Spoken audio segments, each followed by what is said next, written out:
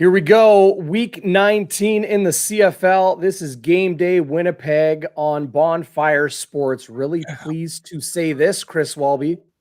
Game 19. Oh, how about that? I've got a little reverb there. Really proud to say this, Chris Walby. We're brought to you by Shannon's Irish Pub, the iconic spot underground, under the streets of downtown Winnipeg. Go check them out. Game day specials, including tonight ahead of the Jets-Rangers game with Captain Jacob Trouba in town. But you and I are here to talk about the Bombers and the Lions. 14-2, the Blue Bombers sit at. First place locked up, Chris. Opportunity to rest some guys. It is a laundry list headlined by Zach Collaros. Well, it's huge. I mean, obviously, Zach is the front runner for the most outstanding player. He just keeps getting better, and he makes things. He's done such a great job of making plays on the run, extending plays with his legs. He's not even known as a mobile kind of guy, but you got to give him that tag now because he is now. Some of the stuff that he does when he rolls out, he likes to roll out to the right. See him a couple of times go back to the left, but majority of the time it's rolling out to the right. Well, he's right-handed too, which makes sense. But yeah, I mean, you look at his numbers. I mean, he's not playing. He's already set a career high for 35 touchdowns. He's got the number one in the CFL for 91 pass attempts of 20-plus yards, resulting in 22 touchdowns. He's got 49 touchdown drives, which, again, is number one in the CFL. So, yeah, Zach is the main man. He's the stick that stirs the porridge here. And I got to tell you, I think I know I'm porridge. I used to eat porridge all the time, but that's another story. But yeah, it's going to be interesting to see what Dru Brown does because, listen, in a short amount of time he's played, I mean, he's only thrown 5-7 passes, but he's got 2 touchdown interceptions. I thought this was interesting. He's had 3 offensive drives, and they've resulted in 2 touchdowns. So he is a guy they're very, very high on. And if you listen to, and I'm sure you did because you're all the time there, Zach was talking about him and saying, he is just a guru. Watching film, they have a great time. And I liked what I heard about them, specifically about that play with Prukop on, threw the ball to Brady. Drew it up on day 3 of practice, right? Yeah, and they said that the nicest thing about that was they allowed that Buck Pierce went, yeah, let's do it. Yeah. They all say the same thing about Buck. He's open-minded, and he's open to suggestions. And I tell you, that's what makes a successful team. It's interesting. The takeaway I had from that, Chris, is that there's all the talk about Mike O'Shea letting his room govern themselves with the leadership and that sort of thing. He's a player's coach because he treats them like men, doesn't treat them like football players. Respects them as individuals. This is their job, and they're humans outside of the football facility and the rest. My takeaway was that Buck Pierce is still one of the guys, right? He's still a quarterback. And Dru Brown talked about his passion. Dru Brown was asked how close the room is, and he's like, well, maybe. I don't know if we're as close as some other rooms I've been in, but I've never been in a room as passionate as this one is, because they're all kind of football nerds. They want to look at plays. They want to look at film. They want to try new creative things. And they have an OC, a boss of that offense, who is willing to be innovative and willing to try new things. I think it makes for a much more enjoyable work environment for these guys. Absolutely, if you love your job, you come to work, you work harder, you get more done. And then on top of it, they're talented. And, the other thing Dru Brown said, Chris, did you hear this? When he said, how much have you learned from Zach Collaros? And he's everything. Yeah, before he even finished the question. Yeah. Listen, I got to meet Buck Pierce.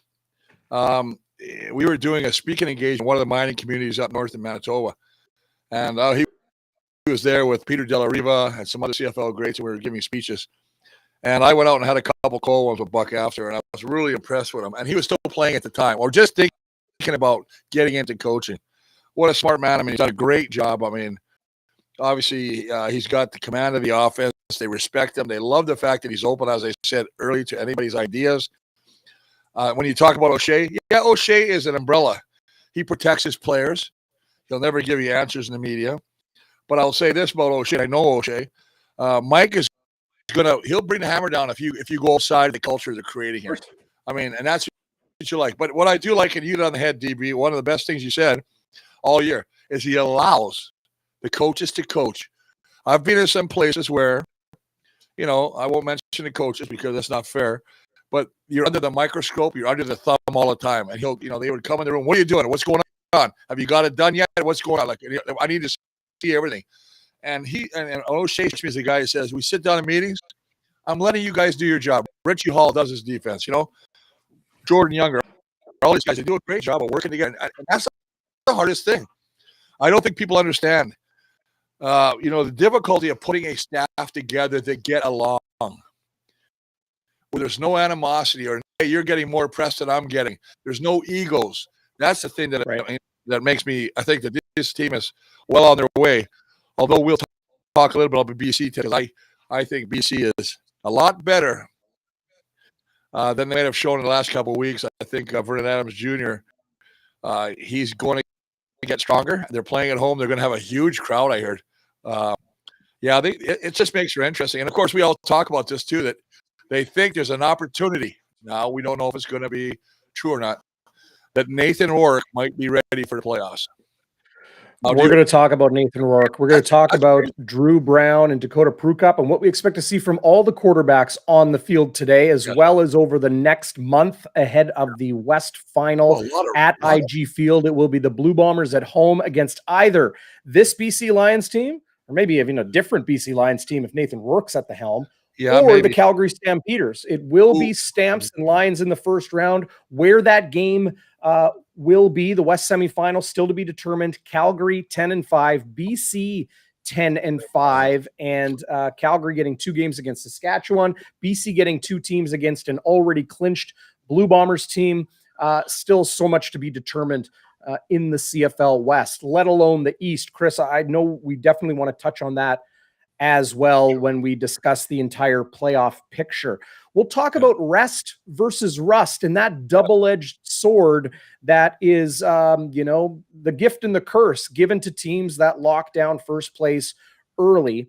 And then also the strategy. I wanted to get your take on my take, Chris, about the strategy the Blue Bombers may employ through these 2 final games of the regular season to kind of ensure they are playing their best football and have the greatest contingency plans in place for the playoffs. But before we do that, I want to mention a lot of people have flown out to Vancouver for this game. CJ points this out. What's going on, CJ, watching live on YouTube, and everybody else out there watching live on YouTube, Facebook, and Twitter. Head over to youtube.com/Bonfire Sports. Give us a thumbs up, a like, and a subscribe. We appreciate that a lot.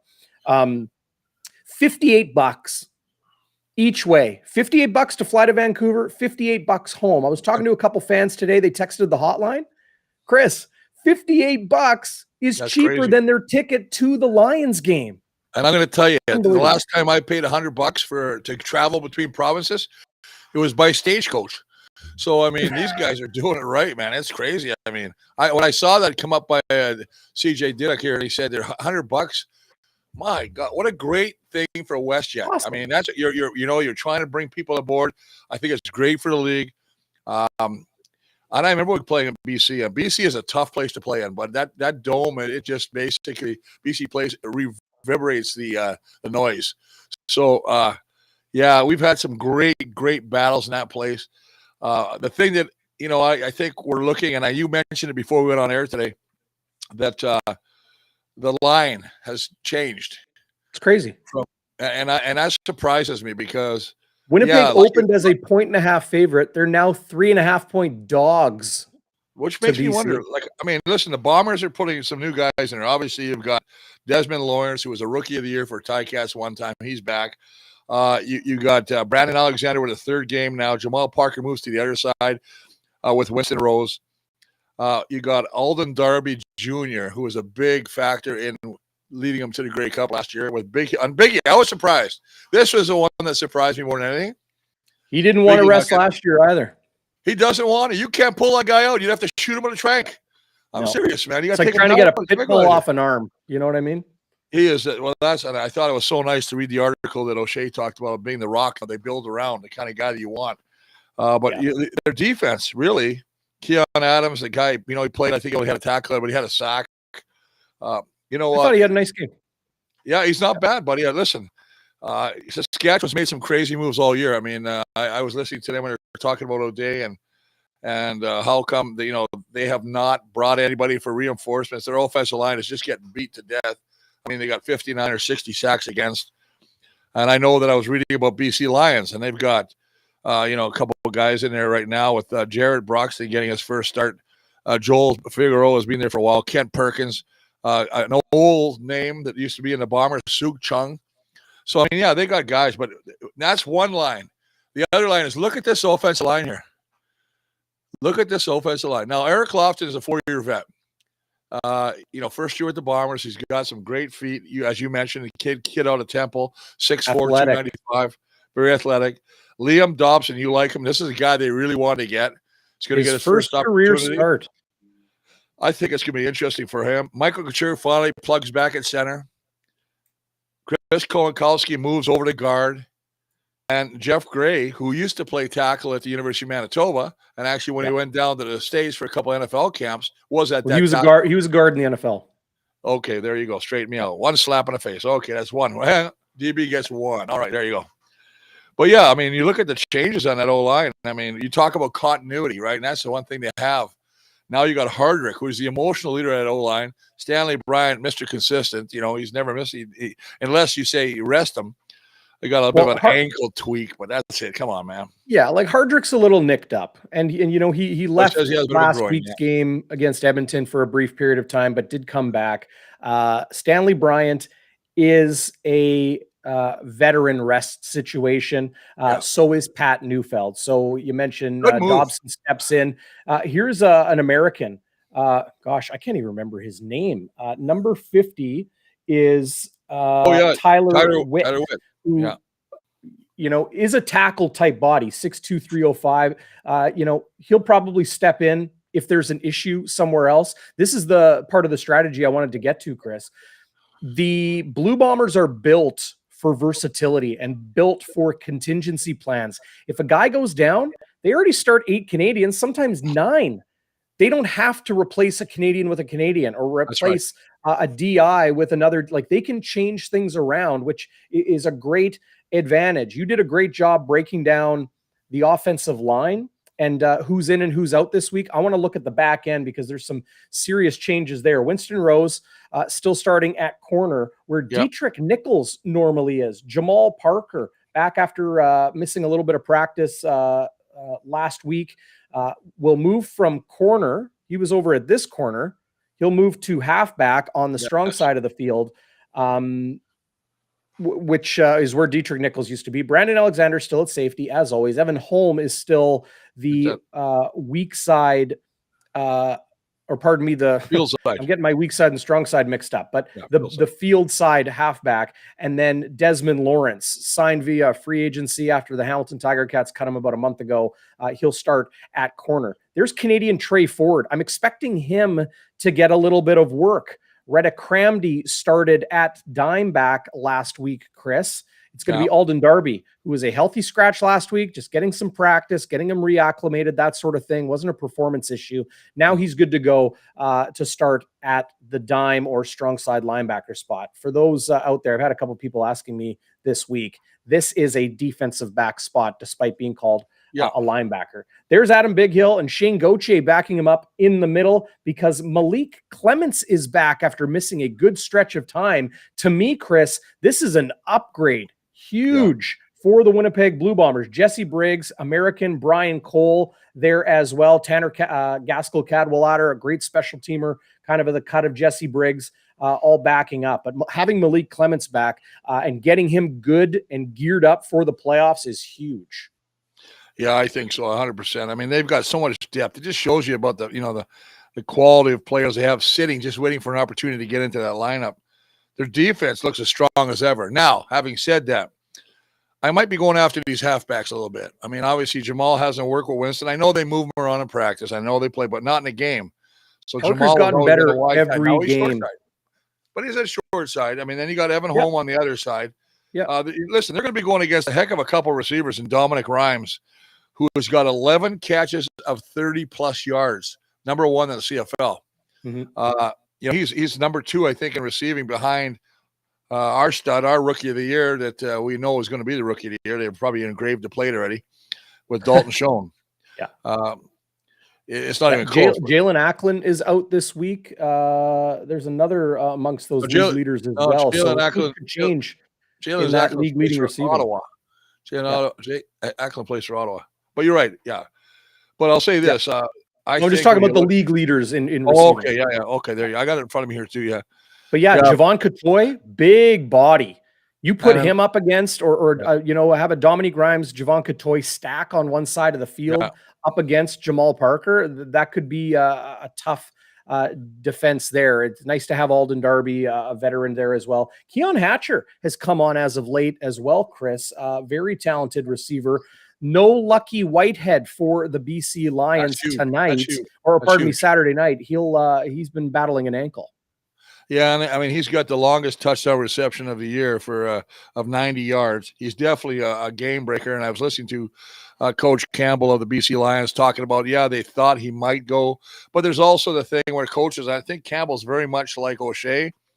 You rest right now because you need him when the games count the most. Now, I'm not saying this game is not important for him, but playoffs is where it's all about. You want to have the best roster possible at the best time. So I think that, Lucky Whitehead will be back. He's close to 1,000 yards. He's done a great job. They got that other kid who got his first ever touchdown, Alexander Hollins, out of Eastern Illinois. He caught a nice touchdown pass, and I read a little article on him giving the ball to his mom, which I thought was special. But listen, this BC offense with Vernon Adams this is 5th game now. So you got to understand the first couple of games, you're just getting used to the terminology. You're getting used to the players. You're getting used to the receivers, how they all play together. Now he's got 5 games. He hasn't thrown an interception. 4 touchdowns. He's doing a nice job. They have a guy that I think the last time the Bombers played, really underutilized this guy. One of my favorite running backs, James Butler. Only 8 carries the last game. This is a guy that thrives. Any running back in the world thrives. You want to touch the ball at least 20 times. That makes you feel part of the game, right? So I look for James Butler to be really involved. He's very, very good. It was him and Kadeem Carey early in the season, right?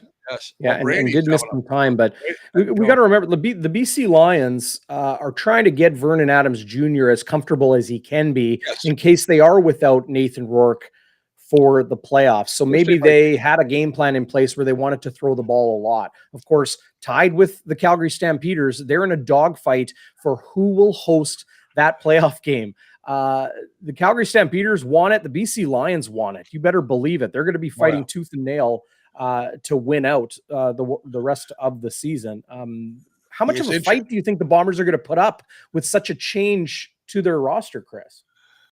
Well, I think that they'll do a good job. I think that, these guys all play the positions. I think their offensive line coach does a phenomenal job with these guys, getting them ready. I mean, you watch Chris Kolonkowski, who came in at center, and, we thought, okay, here's a guy, basically a rookie coming in and starting at center in place of Michael Couture, and they didn't miss a beat. I mean, they started running. I mean, this is an offense that has scored, average of 41 points the last 4 games. Now, again, we have to always say that's what Zach makes things happen. But I like Dru. I like Dru Brown. It'll be really interesting to see what happens when he's under fire for a whole game. Because, BC's going to mix up their coverages. They are not going to give him a steady diet of zone, steady diet of man. They're going to be moving guys around, trying to get him to hold on to the ball. Because you look at the BC defense, I thought this was really interesting. The Bombers are number 1, second down conversions. BC's defense, number 1 against second down conversions. There's some great battles here. And I mean, I remember we first doing the show at TSN, I used to always say to you, Darrin, I hate stats. I hate stats. Oh my gosh. I send them to you every week and you regurgitate them back to me. And I like them now because it makes me think about, okay, the Bombers, like BC right now, number 1 pass defense. They're number 1 against net offense. They get after it. Their quarterbacks, Matthew Betts. I didn't think he was that great in Edmonton. He's got 7 He's sacks. A good player. The other guy, the guy they really like, Sion Tahima, I guess his name is. 7 sacks. David Menard. Cherry's a good player too on that defensive line. Yeah, but Cherry's got no stats. It's crazy. Well, he's a rookie. Yeah, but then they got Woody Barron back. They like this guy. He's missed a few games. So And, but they're without Obum Gwacham. That is a huge hit to their yeah, defensive front. Yeah, no kidding. But I mean, when you look at that, and this is why I think the O-line, and for once in my life, I'm never worried about our O-line when all my vets are in there, but this is going to be very interesting because of the mixed match of players. Couture and Dobson haven't played together. Dobson and Lofton haven't played together. Kolankowski and Gray at tackle. There's a lot of changes, man. This is my thought when you mentioned that, Chris, also about the stats, but I want to talk about the offensive line. Yeah, let's do it, man. The stat, when you played, Chris, when you played, you didn't need stats because you were in the game. You knew who was good. You knew who was struggling. You knew who was streaky and who was consistent. You didn't need the stats. No, and I agree with that 100%. And I remember even watching and I'm going to use Willie as an example. Mm-hmm. Richie Hall was lining Willie up over the guard. Willie was playing linebacker. They had Willie Jefferson going anywhere trying to expose the weakness they thought they could expose. Yeah. And I think that's what great coordinators do. I look at this Bomber offensive line and I think, okay, they didn't give up a sack last time to play BC. I don't think they gave up a sack last week against Edmonton. Well, that was a royal ass kicking, if I can use that. But I just like the way these guys play. I think that Brady Oliveira only had like 36 yards rushing the last time they played. Right now, he's got 21 runs of 10-plus yards. He's really coming into his own. And I remember we talked to us in the beginning. You said, why is Brady having issues? What's happening with Brady? And everybody's like, down on Brady. And we always said, once he gets familiar with that offensive line, once he understands he can hit that hole and trust his O-line to open a hole, things are going to change. And that's what's happened. He is hitting that every down back. It's different than backing up. It's different than spot duty. And he's running the ball hard. Listen, we always thought, what about Johnny Augustine? Johnny's not even getting that much touches anymore unless they have a blowout of a game, right? So Brady's the man. You talk about, they just have so many studs here. A guy that you John Elliott. I'm gonna get to this question a little bit later in the show about Ali Murtada. Chris, when it comes to the offensive line, there's some changes there, but there's still a good veteran group with Couture, with Gray, and with Kolankowski, guys that have played games and played at a high level. Maybe the greatest strength given to Dru Brown is that he has Dalton Schoen. He has Greg McCrae. He has Nick Demsky. He has Rashid Bailey. He has Brendan O'Leary-Orange, that core group of guys that have been getting it done for the last month. And as you mentioned, 54 points against Saskatchewan, 31 against Hamilton, 31 against Sask, and 48 against Edmonton. They've been scoring points. If Dru Brown can be protected and upright against a D-line without Obum Gwacham of the BC Lions, I think he has everything in place to be successful Saturday. Yeah, it just comes to making the proper decisions and getting the read. He's good, and I expect that Dru Brown is going to come up. They're going to try and establish a run right away because they're going to want to see who is, what's BC trying to do. I mean, that's what they say. You always run plays to see what the defense is going to give you, and you always make adjustments during the game. It's not always at halftime. You'll see guys sit on the bench. They'll bring out the chalkboard. That coach will say, here's what they're doing, guys. They're bringing blitzes over here. We got to be smart. Might have to slide the protection, whatever we got to do. So it'll be interesting to see what they do. But, yeah, you mentioned, and then, of course, the guy that I love, and we've talked about him, and he's, 6 games in a row with a touchdown, Nick Demsky. If he ain't all Canadian, he should be in that running top Canadian league. The year of the Demsky, I called it during that game. He's got 8 touchdowns in his last 6 games. It's he's got 5 in 3 games against the Saskatchewan Roughriders, his former team. I think about that's right. He's making Saskatchewan eat crow out there, but you know what? He's always making big plays. Even when he gets a dump pass or a little, a slot back sweep, he makes big plays. I mean, I didn't think he was that kind of speed, but he's got speed. He pulls away from people, which is really a great thing. So, yeah, when you look at that, and I remember we were talking about, I think O'Shea was talking about it, saying that there's a possibility that Greg Ellingson will be back. Now, if he comes back, he had a huge game against these BC Lions, the game they played. I think he had 7 for something with a touchdown. That's, I think, the first time, though, we saw Ellingson, and we knew he was going to be very good because we know he's got a pedigree. He's established already. But I think it was the first game we saw Dalton Schoen when he got 2 touchdowns in that game. We said, who is this kid? Who is this kid? What's he doing? So Yeah, I mean, they can go to the well if they get guys healthy. And I know there's a comment up here, guys. I'm due to pinball again. I bounced around, but you talk about the stove, Richardson. Yeah, let's talk about Steven Richardson. And I was looking forward to seeing him play because he is a horse. And all of a sudden, he got a setback. Great player with the Achilles, so he's done for the year now. Yeah, re-aggravated. I mean, it's just terrible when you think about it, right? They paid a big. He was their number one guy they went after in the offseason. They loved this guy, and he has yet to put on the uniform. So, yeah, best wishes to the guy. I hope he comes back. You never hope for anybody to be end a career like that, but you hopefully, in this offseason, he'll come back stronger, ready to play again. So Steven Richardson, as mentioned, re-aggravated an injury and will not play again this year. Of course, it is Nathan Rourke, who is working his way back from the broken bone in his foot. It's called a Lisfranc fracture, had surgery to repair it. He's throwing the football. And that piece of social media, Chris, really got people excited this past week. He's not running. He's not jumping around. He's throwing flat-footed. Right. This is an arm exercise more than anything, even though he's doing like a kind of quick 3-step drop. Still some work to go. This is what's interesting, though. Ted Wyman of the Winnipeg Sun, friend of the program here on Bonfire Sports. And welcome everybody who joined us from Winnipeg Sports Talk, getting you set for the Bombers-Lions game on Saturday as you've just got teed up for Jets and Rangers tonight. Ted Wyman of the Sun asked BC Lions head coach Rick Campbell if he expects Nathan Rourke to be playing in Winnipeg on October 28th. That's not next week, but the week after. And the head coach said, yes, I do. I think there's a really good chance of that. Are they risking potentially, like we're not doctors, Chris, we don't know how bad or how serious or how, positive his recovery has been or how good surgery went or the rest. But could you possibly be risking a 24-year-old who could be in the NFL next year? Are you risking his health, bringing him back from an injury that has taken multiple months to just even get back to running?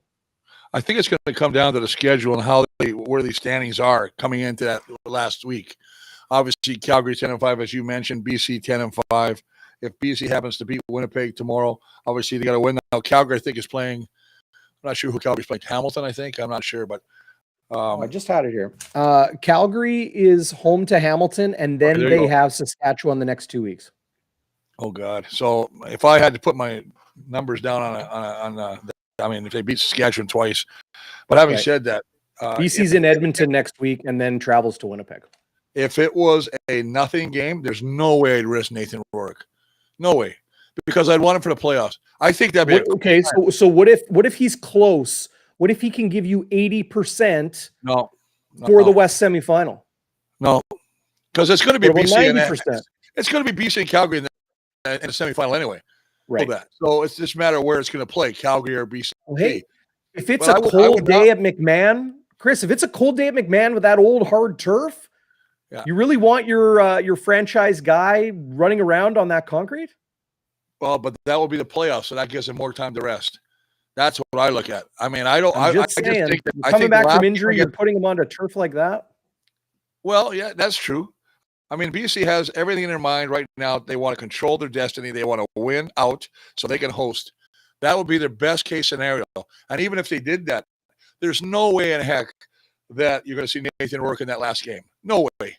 Because if I was a BC fan, I mean, I would basically I would go buy 4 quarts of vodka and kill him because I'd be so angry that you risk this guy's health ahead of the biggest game. This is a guy that, like you said, he's throwing. He's way ahead of the game. He's not moving the ball. He's not running around. He's just doing some offensive throws. He's way ahead of schedule. But he said that when he was in Ohio State, he also was ahead of schedule with an injury. I mean, when you look at the fact that this guy, he's still, number 3, number 4 in passing. He hasn't played for since week 10 or something. It's crazy. Yeah. And we talked about him then, and there was not even a consideration. I mean, we knew Zach was good. But if Rourke was continuing on his path, Nathan, and it'll be interesting. I think how do you get one quarterback? You got to pick Zach. But, I mean, there's going to be some people who are going to vote for Nathan just because of what he did before he got hurt. And that's the sad part, because I think that Zach's played every game, so I don't even think it's close. But there are going to be some pundits. It won't be a landslide, I don't think. I think it'll be a unanimous choice. But there'll be some people who'll put Rourke down as the all-star. Kitty Pup 1000, new to the live chat. If I'm at least not mistaken, what's going on, Kitty Pup? 4 courts sounds like a party. Yeah, no question. It does. It'll be a party tonight at Canada Life Center for the Jets regular season opener. It's going to be a party during the game, and then after the game, of course, game day after dark with myself and one, maybe even 2 surprise special guests. Zach Schnitzer off this week, so tune in right here to Bonfire Sports after the game on Saturday. It's a 9 p.m. Central Time kickoff. It's going to be a late one, but it's going to be a good one. Definitely an after dark episode of our post game show. You're gonna have to do it in your PJs. You'll be in your PJs with your little sleeping bonnet hat with the little ball on the end of it. Just yeah, I'll have my sleepy time tea and the rest, right? With your nice, Chris, I want your take on Zach Collaros. He will not play this week. You would presume he would play October 28th because the Bombers play this week, then have a bye, then they play the next week, then they have a bye, and then it's the West Final. They play 2 games over the next month, and this one coming up this weekend, Zach Collaros is not dressing for. So are you concerned that the MOP, the most important player arguably on the Winnipeg Blue Bombers, is only going to play 1 game over the next month going into the postseason? I guess if it was a guy that didn't have any cerebral matter between his ears, I'd be worried about it. This guy's smart as he's as smart as a whip. He and listen, he'll play a half probably against BC, maybe not even a half, just to get his feet wet. Throw on the ball 28th.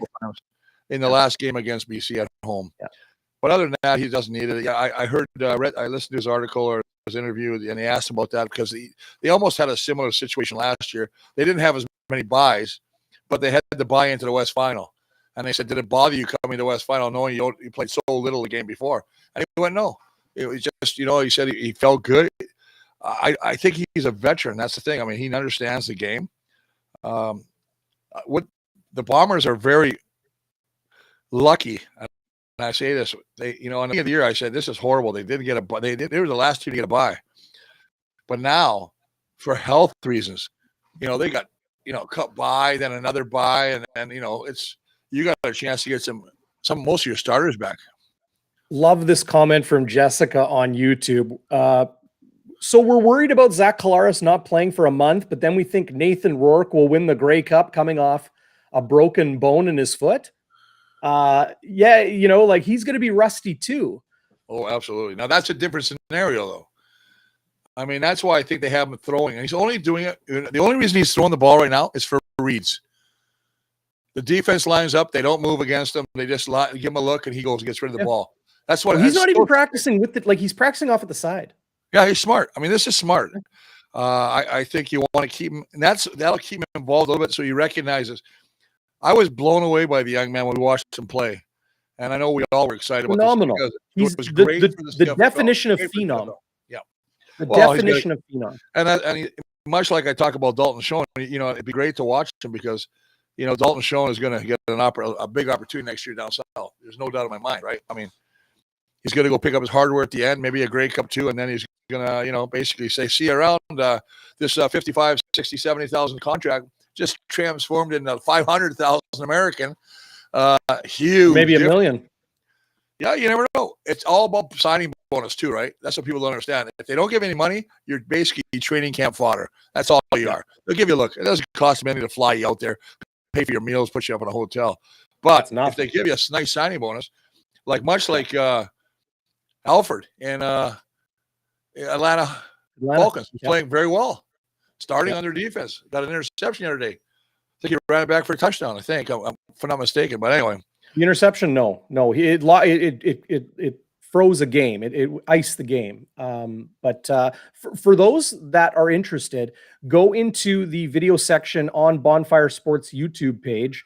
and find my one-on-one with DeAndre Alford, the Winnipeg Blue Bombers Rookie of the Year in 2021. I sat down with him 10, 15 minutes, talked about his football path and a bunch of other things. Some people have been watching it this week. It popped up on my YouTube alerts. Yeah.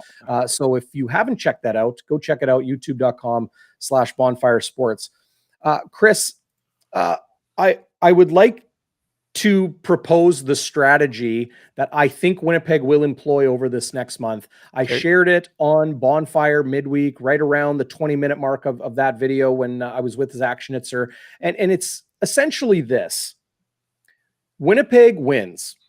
First place in the West. They get game by, and then the West Final at IG Field. Right. So what do you do with this month? How do you make it productive other than just self-preservation and ensuring your important players or any players get hurt or reduce their health?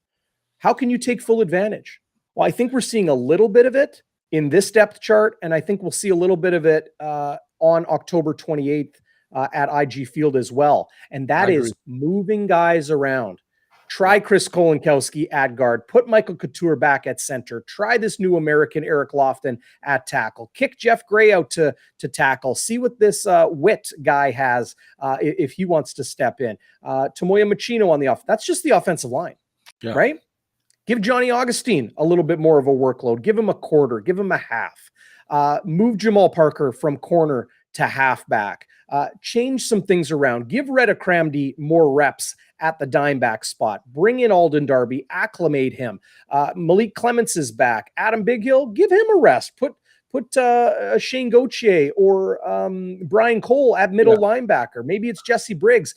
Try some different things. That way, when you're in the playoffs and you got to make a change, you're forced to make a change, you're ready. It's not just a guy, I've practiced here. It's a guy, I've played here against a team that is trying to win, against a hostile opponent. Chris, you know the universal truth in football. The more you can do, the more valuable you are to your team. Yeah. But that's how I see Winnipeg going about this next month. I'll talk. There's 2 points that I want to talk about. One, first off, on your point, I don't think Alden Darby is going to be pulled out at all. I think he's still going to be getting a climate. Get him acclimated for sure. Acclimated to the defense. He's going to play a lot. You're right about swapping guys around. Big Hill, like I said, I just don't think he's going to go out. He's still looking, playing very well defense. I mean, is he in a run? He's one of the runners for, MVP again defense. I think the interesting point for me is this. Now you have 2 buys. You give the players the whole week off. And they go away and they come back. Like this bye week. Yeah. Yeah. Or you break it up and say, guys, I'm going to give you, like this is what Cal Murphy would do it. So you give us 3 days, bring us back for 2. So you're always in the game. You can't get away. Now, I know some of the guys were upset because they wanted to fly home and see their family, friends, girlfriends, wives, all those people, maybe their exes. But, the whole thing is they couldn't. So, but do I give the whole team a week off now? Because I definitely wouldn't give them a week off before the West Final. There's no way. I'm not letting them go. I'm keeping them in the city. I'm bringing them together at a restaurant or somewhere where we watch the game, the semifinals. I'm not letting these guys go. So maybe this weekend they'll say, okay, this week, guys, enjoy your week, but don't be stupid. Don't get hurt. Don't do anything wrong. And then the last week, I think they're just going to say, everybody's got to stay in town, even though we got to buy. We're going to stay here. We're going to practice a little bit, maybe not physically, but mentally, watching film on both those guys. Break it down. We'll watch 3 days of BC. We'll watch 3 days of Calgary. Pick up Tennessee's on both sides. So you're ready for whoever it is. That's what I would do. Yeah. Side note, as you mentioned that, very interesting to hear Blake Wheeler this past offseason talk about in the playoffs in that bubble season that they fully expected to be playing against Toronto in the Canadian division final, right? Or that conference final, whatever it was. And it ended up being Montreal, and it's a completely different team, and they were not prepared. So Winnipeg, I've seen elite amateur teams do this too at the university and junior level. You prepare for whatever outcome there is a possibility for, even if it seems slim. How much Dakota Prukop do you think we'll see Saturday night in Vancouver? I think it's going to depend on what Dru Brown does. If he goes out there and struggles for whatever reason, I think they'll mix him back in. Sometimes, I mean, I still remember when Tommy Clements, we were in the game against Hamilton in the Grey Cup in '84. And Tommy, had a couple things and he lost the contact. They pulled him out, made him watch for a bit, put Johnny Huffnagel in, then we Tommy back in. He went lights out after that. And we ended up killing Hamilton for the Grey Cup win. But I think you'll see a bit of a cup. It would be silly for them or Buck Pearson in the offense not to put him in situations, not just short yardage. Let him run a couple series, almost like they did with Trevor last year. Short yardage, and he runs a couple series. There's no reason you don't want both these guys going in. I mean, I think you want to play them both. Just hopefully nothing happens to one of them. But you don't want to take a chance. Or what if Dru Brown gets nicked? Or then you got to go with Crew Cap. He doesn't get any opportunities, right? So it's a smart way. But you mentioned something else, buddy, and you were talking about Toronto. Mm-hmm. A guy that I think is finally getting his dues, and that's McLeod Bethel Thompson. I told you this guy leading the league, right now, passing 53, 21 yards, averaging 10.2, 26 touchdowns, drives. I just like the way this guy plays. He's got, he doesn't have gaudy numbers, but you watch him play the game. They've had some receivers, Gittins Jr. and Daniels, and they got some talent. And I like this kid they got, AJ Ouellette, the running back. He's like he's a little steamroller, like a plug. Yeah. And they say that Andrew Harris might be back for the playoffs. Oh boy, you think he'll be fired up? I read an article today, and they said that they think he's going to come back. So I mean, that's interesting to me. I mean, he's still got 400 yards rushing. And he's anxious to get back in there. But yeah, I just think that I like Toronto. I was a big fan of Trevor Harris in Montreal, and then I watched them. They didn't look good against Ottawa. And Ottawa's defense. Hey, Bobby Dice, congratulations to him too, right?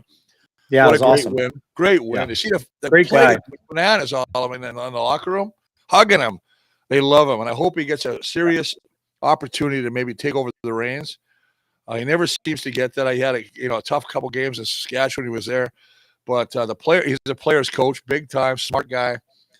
Obviously a special teams guru, but still, I guess I can't remember who called the offensive plays, but they said that Nick Arbuckle, Ottawa quarterback, has never felt more comfortable with whoever's calling the plays.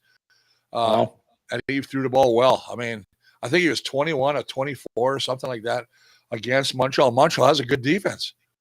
So that's what I like to see. I don't like to see any doormats. I feel bad for, Paul LaPolice. It seems like maybe he lost. I don't know. Maybe he lost the room. I'm not sure. But they were just losing football games. Well, I think this whole and losing them badly. Yeah. The other thing is, that's why I say sometimes you lose the room. But I'll say this: I do believe that if Jeremiah Mazzoli didn't get hurt, this would be a different Ottawa record. I'm a big fan of Mazzoli. 100%. He almost beat the Bombers both times he played here. He passed for over 300 yards both games. Obviously, he got hurt, and that was the end of his year. But by Marino, who's now in the new league, I think he's in the USFL or something like that now. He signed a deal, yeah. We'll see if he plays this spring. Andrea Kohach is asking about injured players returning for the Blue Bombers on Saturday. Well, Malik Clements, the weak side linebacker, he will start next to Adam Bighill. He is back from injury, but really outside of that, no other injured players returning. Desmond Lawrence, Eric Lofton, Tomoya Machino, Connor Burtonshaw, Alden Darby, those guys are coming into the lineup for a bunch of players who are resting, including Stanley Bryant, including Jamarcus Hardrick and Pat Neufeld, including Dietrich Nichols, who is, he's technically not resting. He is not playing this week and was excused from practice this week due to personal reasons.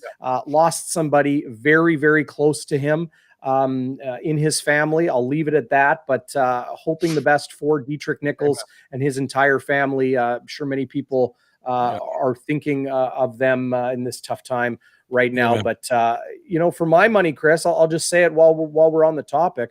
I think Dietrich Nichols should get serious consideration as the Blue Bombers' most outstanding defensive player this year. You know, he probably could. They don't go after him very often. That's a sign of respect.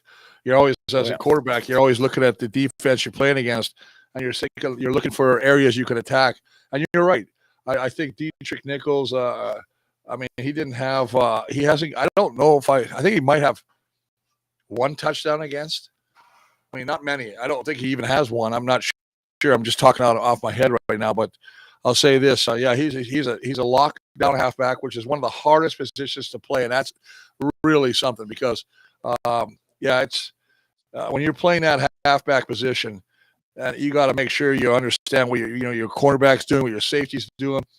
You got to take on a guy that's got a running start at you, and it's tough. It's tough sometimes, man.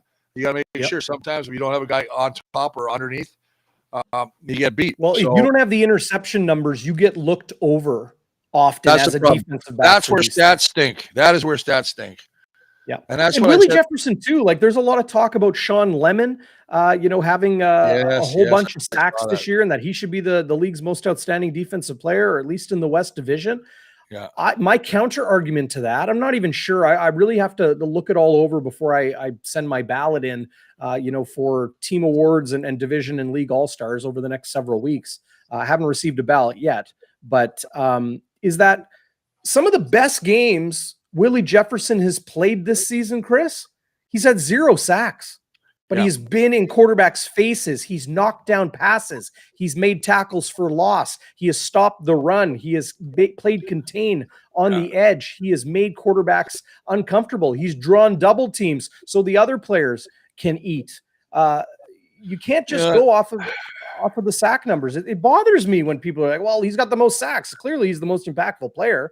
No. Well, it's almost like saying, well, if you want to go off sacks, I mean, you look at the guy from Ottawa, Lorenzo Malden's got 14 quarterback sacks, right? Sean Lemon's got 12. It comes down to other players. They're great players. They're great players. Listen, I mean, I think there's a sentimental factor taking place with Sean Lemon. I think there's a lot of people who feel he's been overlooked in the years he had good years, and it's almost like one of those times where they say, you know what, we're going to really look at him now. Because he's got his forced fumbles, he's got this. He's doing a great job on the run. He's got a lot of tackles too. But having said that, the sack ones, that's because I mean, you look at Willie. I mean, he's got 9 pass knockdowns. He's number 3 in the league for knockdowns. I mean, everybody else is a DB. So I mean, seriously, he is that kind of a freaky athlete that I think this defense would not even be the same if Willie was out. Well, I don't think this defense is the same, without Jackson Jeffcoat. He's missed a whole stretch of games this season. It's been tough for him. The sack numbers are down on the Blue Bombers on the whole. Marshall Ferguson kind of did a deep dive into the Blue Bombers defensive stats this season on tsn.ca and, laid it all out. The Bombers are second last in the league in sacks for. But, compared to other seasons, it seems night and day. But it's not what they're hanging their hat on. They're worried about turning the ball over, taking the ball away, points against, and the rest. In the red zone, they're lights out. They're one of the best defenses this league has seen in a long time. I would take that over sack numbers any day of the week. Chris, I do want to quickly mention, I want to go around the CFL and look at the upcoming games and the playoff implications. We got to be short with it though, because I'm mindful of the time. I know you got to get out in just about 10 minutes, but want to mention to people, it's the season right now. CFL, NFL, NHL. You can bet on it all at sia.com/bonfire. Sign up through this exclusive link and you'll get a bonus up to $500. Wow. You won't get that anywhere else. This is a Canadian casino. You keep money in our economy. It's an indigenous tribe casino based in Quebec, unlike all of those American corporate ones as well. So a great place to bet on CFL. They've got props, futures, all types of things. You can bet on the Bombers to win the Grey Cup, or you got them this week, the point spread, the over-under, and the rest, individual player props as well. But go to this exclusive link in support of Bonfire Sports. It's sia.com/bonfire. and I quickly logged out of my account because I didn't want to brag of how much money I've got in there this year betting CFL, Chris. But here is the website, and wow. it starts with a doubleheader on Friday night, being tonight. 3.5-point favorites are the Montreal Alouettes. That pays $1.59. If you want Ottawa to cover, it pays $2.45. So if you bet $10, you come home with $24.50, which is a nice take home. The Ticats are 7.5-point dogs to the Hamilton Tiger Cats. You can even look at the line and how it's changed from 8 to 7.5. What we'll do is we'll look at this one here. Here's the Blue Bombers line. Bombers favored by 1.5. They were favored by 2.5 a couple days ago, and now they are 3.5-point dogs in BC. So money to be made on SIA.com/bonfire. If you like the Bombers to cover 3.5, that pays 2-1, which is a nice thing. The Argos 6-point favorites against the Elks. I think that line has moved as well. Yeah, it's gone from 5 to 6. Nobody giving much respect to the Edmonton Elks, but do that. And you can bet on the NHL. You can bet futures and props there as well. The NFL, it's a smorgasbord, if you will, of, you can put a little sprinkle on the games at SIA.com/bonfire. Do you like, I thought you were going to give me your take on who you think is absolutely going to run away with the East, Chris. Toronto needs to win out. Montreal needs to win out in order for that to change. Can Montreal catch the Argos in the East? Boy, not the way they played last week. No. You know what? You watch BC. Listen, BC lost to the Argos last week. They usually very reliable. He's number 90% field goal kicker, Sean White. Bangs it off the post, which would have sent it to 23-23. They ended up losing the game. Big win for the Argos. But having said that, I don't think they play extremely well. They took a lot of penalties, much like BC. BC. When you listen to Coach Campbell, he said the biggest thing they did was took so many bloody penalties. He had over 140 yards in penalties. They can't win a game when you keep giving the other offense new downs or fresh downs. So, I mean, they got to play smarter. And they're not a huge penalized team. And the BC is only, I think they're number 3 in penalties. But they just got to keep themselves out of the, from hurting themselves, shooting themselves in the foot, and they have an opportunity. I think this game's be a lot, and that's why you say it's 3.5 points. I think it's going to be a very close game. I think that BC has a lot of talent. I think their defense is going to play well. It's going to be to me, it all comes down to our Bomber offensive line. How they play against a defense that's got to play for their lives, playing for the playoffs, where we're going in there just basically trying to evaluate players at different positions. So when you look at those odds, you kind of think, well, if I'm BC, you should have some sort of advantage. You're playing at home too. But having said that, if Dru Brown or Dakota Prukop comes out and lights up, the Bombers, I think our defense is solid as ever. So it's going to be a really interesting match. I'm looking forward to watching the game. Yeah, it's a late start at 9:00, but it's great. That's what happens when they play in BC. Remember us at TSN those days? We do the games at TSN. We do 2 hours before and an hour after. We would get out of there till like 1 o'clock, 2 o'clock in the morning. So this is kind of nice. I know you had your pajamas on for those games. I remember Troy West would bring Trey in there all the time with a sleeping bag, and he'd go to bed laying down beside us as we're all doing our commentary. That's I thought that was cute. That's right. A couple things I want to mention in the playoff race, Chris, and then we'll quickly get to your keys to the game and wrap it up here on Game Day Winnipeg. Saskatchewan is 6-10. They need a better record than the team in third place in the East in order to cross over. Hamilton is 5-10, so a game in hand. Saskatchewan has a bye this week, and then they have a home against the Calgary Stampeders beginning in Regina, finishing in Calgary in week 21. Calgary and BC obviously vying for who will host the West Division semifinal. Lions, Bombers. Lions are then in Edmonton next week, and then obviously coming to Winnipeg for the final game of the season. The Stamps, as I mentioned, 2 games against the Saskatchewan Roughriders to end the year this week. They are home to the Hamilton Tiger Cats, who are still fighting tooth and nail, not just for third place, Chris, and to eliminate the crossover, but they're also fighting against Ottawa. Yeah, Ottawa's got some tough games. They beat Montreal last week, which is huge. They're home to Montreal. They're at Hamilton, and then they're home to Hamilton. They can still get in to the playoffs. If they win out and they get 7 wins, and Hamilton loses out, right, and Saskatchewan has to lose out as well, then you'd have Hamilton or Ottawa going in third place. Right. Wouldn't that be something? I mean, you know what? Saskatchewan could win 1 game because then they'd have 7 wins. Ottawa would have 7 wins. Yeah, but I don't know what would happen in interplay between Ottawa and Saskatchewan. I can't remember who won there. But you would need a better record. Yeah, you would need a better record. So if they both had 7, Ottawa would be in third and travel to Montreal or Toronto for that game. Probably Montreal. Yeah, it's going to be interesting. And when you talk about Saskatchewan, not that I want to talk about them, but I think there's going to be a lot of changes there. You're wondering if Dickinson's on thin ice. You wonder if the general manager's on thin ice. There's been a lot of talk about, the quarterback situation there, but I don't think he's the whole problem. Their offensive line was just horrid. So, I mean, Fajardo, I think, was running for his life most of the time. I like his bravery.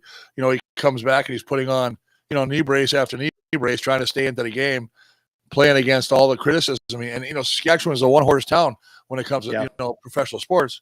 They get angry. Should mention this, lots of football this weekend, including right here in Winnipeg. Sunday, 3 p.m., IG Field. The Winnipeg Rifles are number 10 in the nation. This is their final regular season game before playoffs, and a huge opportunity for them to build some momentum going into the postseason. They kick off at IG Field at 3 p.m. on Sunday against the Edmonton Wildcats. Tickets are $15. Seniors are 10. The kids are free. If you're under 18, no charge to go to IG Field and take in the game. The Winnipeg Rifles have the number 1 passing quarterback in the Canadian Junior Football League. That's the Ontario Conference, the BC Conference, and the powerhouse Prairie Football Conference. Bryson McNeil is worth the price of admission alone. If you can't make it down to IG Field, go to riflesfootball.com and you can find the link to the live stream. I'll have the play-by-play call. I think I'm calling it with Troy Wilson, head coach Jordy Wilson's son and alumnus of the team. It's going to be a great one. You can find it all that at cjfltv.com. Rifles Wildcats this Sunday. Well, let's talk about Saturday, Chris. Dru Brown gets the start. Zach Collaros resting amongst others. No Lucky Whitehead, no Obum Gwacham, no Brian Burnham for the BC Lions, and still no Nathan Rourke. Your keys to the game, the Blue Bombers come away with a victory and give Dru Brown his first W as a pro. I think on defense for me, it's just really get into Vernon Adams Jr.'s face, mix up the defensive coverages, blitz a lot. He likes to escape. He likes to utilize his legs to keep plays going. Has an interception. I think if you get him to throw an interception, a pick, I think it's going to be all downhill for BC. On offense, I mean, you're going to get Brady Oliver and Johnny Augustine involved early and often. Get that offensive line, which is, starting basically a new offensive line with Dobson, Lofton, Couture, Konikowski, and Gray. You got to get them going there, and you got to get the run game to try and take the pressure off so you can go play action with Dru Brown or Dakota Prukop. And the big one is special teams. And I haven't talked about special teams, but I'll just say this. They gave up 200 yards to Salisbury, Edmonton returning the game. Now I know they kicked off the ball 100 times, but still, that's a lot of yards to give up. I guess that Salisbury kid set a record for return yards in one game, which blows my mind because I'm thinking Gizmo Williams had every record. So just make sure you're playing smart, playing in your cover lanes, and don't let the returners, whether it be Terry Williams of the BC Lions, break a big one. And that's all I have, brother. I like it. I don't even have anything to add to that. I'm just looking forward to this game to see some of the new faces in new places. And I said it earlier this season. I will reiterate it again, Chris. Dru Brown will be a starting quarterback in the CFL one day. He's getting his first start Saturday in Vancouver for the Blue Bombers. Will he be the Blue Bombers quarterback of the future? Will he be somewhere else? He will be a starting quarterback in this league. He has everything in place for that. And let me just add a little icing on the cake to your point there. Yeah. If he plays well against these BC Lions in the next 2 games, He's going to get a lot of playing time. His value will incrementally go up through the sky because every team that needs a quarterback and they like him coming from this system will want a Dru Brown on their roster to start. So, yeah. Good on Dru. That's what he does, buddy. I think it's going to be a great game. I think the Bombers can win, but I think it's going to be a lot tighter than you guys think. And I almost got this itch in my back of my ear. The angel on this shoulder says Bombers. The devil's going, hey, we're playing in BC, and they got to win. They have it more pushed. So I'm just torn right now. Well, you're torn, but you're going to go look at the numbers on SIA.com/bonfire and find a way to pull some cash in after you get your 100% bonus up to $500. You won't find that anywhere else. Big thanks to Shannon's Irish Pub. You're going to hear a lot more of them and on them in the coming weeks here and months on the channel. Thanks to the Winnipeg Rifles. Go check them out Sunday, riflesfootball.com, CJFLTV.com. And then, of course, don't miss Game Day After Dark. 1, maybe even 2 surprise guests. You will not guess who it is. Believe me, you will not know until you tune in to Game Day After Dark following the game here on Bonfire. Is it Wade Miller? No. Wade and I, we talk on the phone every day, but he won't come on the show. All right. Well, that's good. I just like messing with Wade anyway. All right. Chris, you and I are off next week, but Zach Schnitzer and I will have Bonfire midweek on Wednesday, as we always do at 7:30. So bye week. Bye week. And you know what, DB? We're going to Shannon's Pub. We're going to go have some beers there one night. That's what we're going to do. I had some wings there the other day. Unbelievably good. Like, holy cow. I'm a wing freak. So, all right. We're going to go out there. We're going to sit there. We'll tell everybody we're going, when we're going. Maybe they want to join us down there. Have some fun. Absolutely. Okay, everybody. Have a great time. Enjoy the game. We'll see you on Game Day After Dark. Give us a thumbs up and subscribe if you haven't. That really appreciate that. Okay. Thanks, everybody. Enjoy the game. Adios, my friends. Go Bombers. Let's go, baby.